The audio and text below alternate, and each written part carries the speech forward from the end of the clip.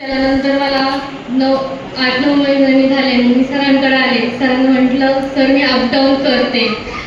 Sir म्हणे up down कशाला करते, तू इथंच राहा. म्हटलं सर मी अपडाऊनच करते, माझ्याकडे पैसे भरायला पैसे नाही. सर मला म्हणे तू इथंच आमचं झाल्यावर फी भर. मी जोराने अभ्यास केला आणि जेव्हा मला अकॅडमिक मार्क पडत नव्हते, मला टेजवर घ्यायचे. मला सर म्हणायचे बापाचं छत्र छाया नाही, आई रानात काम करते. मग मला इतकं कसं तरी वाटलं, मला खूप मारलं. मला मारायला काही वाटलं नाही, पण सर मला जे बोलले मला खूप मनाला टोचलं.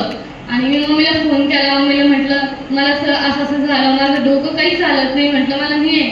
मग नंतर मी परत विचार केला का आपण आलोय गावात काय शाळेच्या ही पोरगी परत आली इकडं. मग मी अभ्यास केला.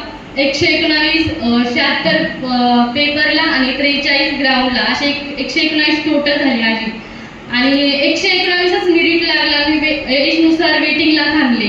इतकं कसं तरी वाटलं. सरांचा फोन आला. सर म्हणे आज तुला एक मार्क असता, तू देवली गावात बोर्ड असता. मग मी सर म्हणे का तू परत ये अकॅडमिक, परत जोराने सुरुवात कर. मी आले.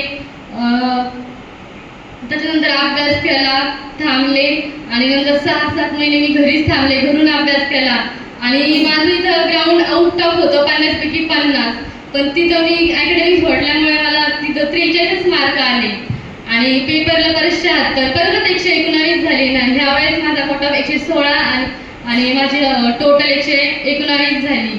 आणि जे काही मी आहे माझ्या मम्मीमुळं आणि सरांमुळं तेव्हा मला त्यांनी साथ दिली नसते, आज मी तुमच्या समोर नसते.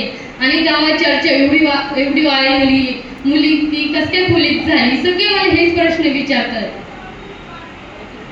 थँक्यू.